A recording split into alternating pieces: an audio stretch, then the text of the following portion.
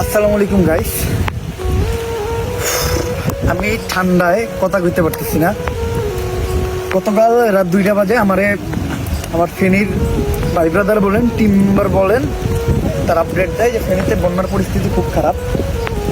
ওই জায়গায় আমার ছোট ছোট টিম, মানে যেগুলোকে আমি আগে ফ্রি ফায়ার খেলতাম, এরকম টিম ফেনীতে, কুমিল্লায়, নোয়াখালীতে বন্যায় কাজ করতেছিল। তো ওদের বেসিক্যালি সাপোর্ট দেওয়ার জন্য আমি রাত 2টা বাজে রওনা দেই ফেনীর উদ্দেশ্যে আমার বাইক নিয়ে, কারণ ওই টাইমে গাড়ির টিকিট পাওয়া পসিবল ছিল না।